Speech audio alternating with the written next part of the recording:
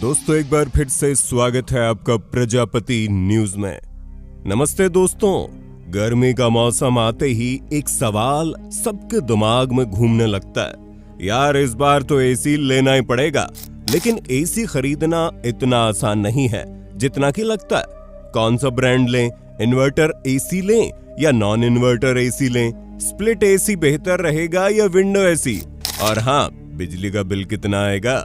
अगर आपके दिमाग में भी ये सारे सवाल घूम रहे हैं तो ये वीडियो आपके लिए ही तो है। आज हम बात करेंगे भारत में एसी खरीदने की A to Z गाइड की। बस मेरे यानी अपने दोस्त विशाल प्रजापति के साथ वीडियो के अंत तक बने रहना। लेकिन हाँ, वीडियो शुरू करने से पहले एक छोटी सी रिक्वेस्ट है।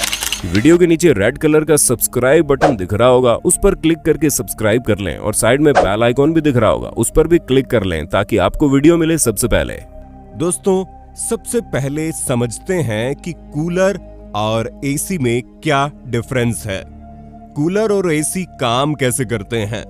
असल में कूलर पानी और हवा का इस्तेमाल करता है। कूलर में भरा हुआ पानी भाप बनकर ऊपर उठता है और ये ठंडा पानी की भाप बनकर पंखे के जरिए पूरे कमरे में फैल जाती है, जिससे ठंडी ठंडी हवा मिलती है। वही एसी अलग है, ये हवा को भी ठंडा कर देता है। ये रेफ्रिजरेट गैस का यूज करता है। जिस तरह हमारे फ्रिज में चीजें ठंडी रहती है, उसी तरह एसी भी पूरे कमरे को फ्रिज की तरह ही ठंडा कर देता है। कंप्रेसर गैस को ठंडा करता है और फिर वो हवा को ठंडा करके कमरे में भेजता है। एसी हर मौसम में काम करता है लेकिन बिजली ज्यादा खाता है। लेकिन फिर भी आपने एसी खरीदने का इरादा कर लिया है तो उससे जुड़ी कुछ खास बातें भी समझ लीजिए। दोस्तों दो वैरायटी के एसी आते हैं, एक होता है विंडो एसी और दूसरा स्प्लिट एसी। अपने नाम की तरह ही विंडो एसी एक सिंगल यूनिट होता है जो खिड़की में फिट हो जाता है। इसके बाद खिड़की ब्लॉक कर दी जाएगी और एसी फंस जाएगा। ऐसे में आधी यूनिट खिड़की के बाहर रहेगी, आधी आपके कमरे में रहेगी, जिससे होगा ये कि पीछे से गर्म हवा लेकर एसी उसे कंडेंस करती है और रूम को ठंडा करती है। ये सस्ता है, इंस्टॉल करना आसान है, लेकिन आवाज थोड़ी ज्यादा करता है। लेकिन अगर किसी कमरे में खिड़की ही नहीं है तो उसे ब्लॉक कैसे किया जाएगा। ऐसे में इस्तेमाल होती है स्प्लिट एसी। इसमें दो हिस्से होते हैं, इंडोर यूनिट और आउटडोर यूनिट। दोस्तों इंडोर यूनिट को आप बंद कमरे में लगा दो और आउटडोर यूनिट को किसी खुली जगह में लगाया जाता है। इन दोनों के बीच एक पाइपलाइन बिछाई जाती है और दीवार के अंदर एक छेद करके उस पाइपलाइन को निकाला जाता है। दोस्तों ये स्प्लिट एसी ज्यादा चलन में है आजकल। ये स्टाइलिश दिखता है, आवाज कम करता है और कूलिंग भी बेहतर है। लेकिन हाँ, ये थोड़ा महंगा होता है और इंस्टॉलेशन में टाइम लगता है। और अगर बजट कम है तो विंडो एसी ले लो, वरना स्प्लिट एसी बेस्ट है। तो दोस्तों अब अगर आपने डिसाइड कर लिया है कि कौन सा एसी लेना है, तो अब बात आती है कितने टन का एक एसी लेना है। अब आप बोलेंगे ये टन क्या होता है भाई। तो दोस्तों बहुत साधारण सी बात है, जो 1 टन का एसी होता है वो उतनी ही कूलिंग देगा जितनी बंद कमरे में 1 टन बर्फ देती है। यानी जितने टन का एसी होगा उतनी ज्यादा कूलिंग होगी और जल्दी भी होगी। लेकिन इसमें इलेक्ट्रिसिटी भी बहुत ज्यादा लगती है, क्योंकि 1 टन का एसी है वो काम इलेक्ट्रिसिटी इस्तेमाल करता है और जो 3 टन का एसी है वो भारी भरकम बिजली इस्तेमाल करता है। तो दोस्तों कभी भी आप एसी खरीदने जाएं तो अपने रूम का साइज देखें। अगर रूम छोटा है तो बड़े टन का एसी लेकर कोई फायदा नहीं, लेकिन अगर रूम बड़ा है तो ज्यादा टन का एक एसी अगर रूम में लग गया तो पूरा रूम में ठंडा हो जाएगा। अब अगर आप चाहें तो दुकानदार को अपने रूम का साइज बता सकते हैं, वो भी आपको एसी कितने टन का लेना है इसमें मदद कर देगा। अब दोस्तों इसके बाद सबसे बड़ा सवाल आता है कि कितने स्टार का एसी आपको खरीदना चाहिए, 1 स्टार, 2 स्टार या फिर 5 स्टार।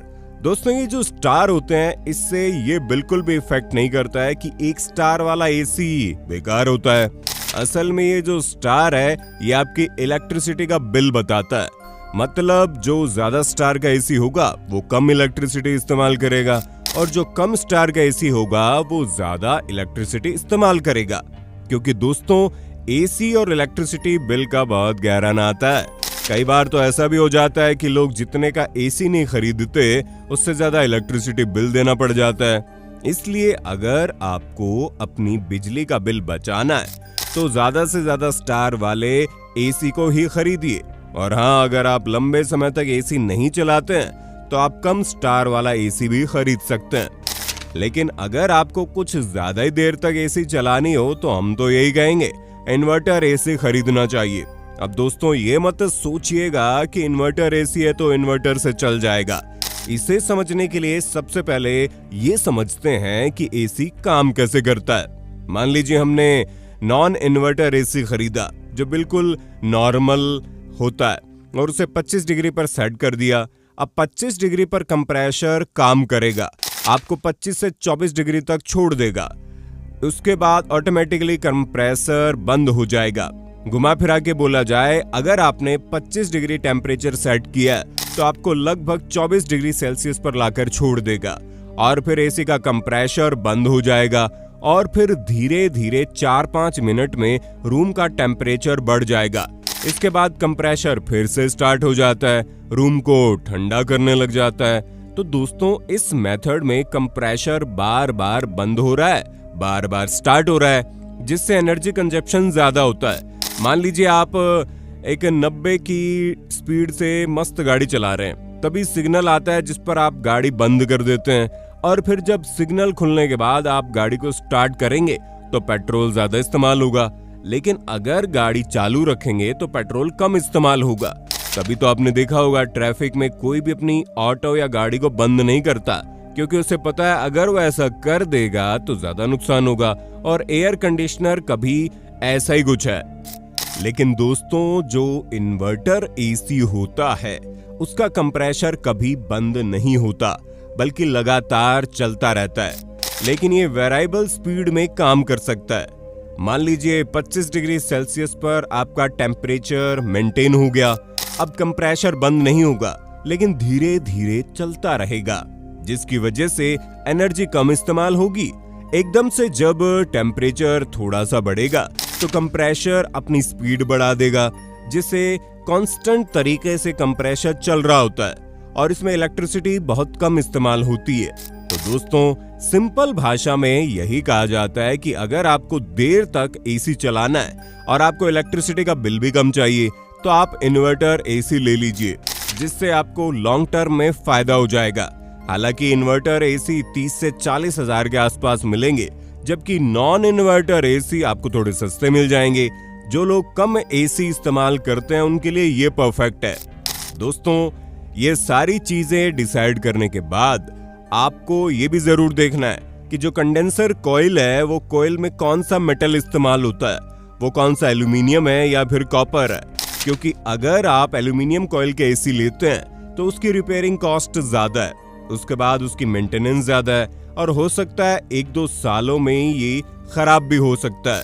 लेकिन जो कॉपर कॉइल वाले कंडेंसर होते हैं वो लॉन्ग टर्म चलते हैं। और कॉपर मेटल इसलिए इस्तेमाल किया जाता है क्योंकि जो माहौल चल रहा है उसके लिए कॉपर बेस्ट है, जो आसानी से चीजों को ठंडा कर सकता है।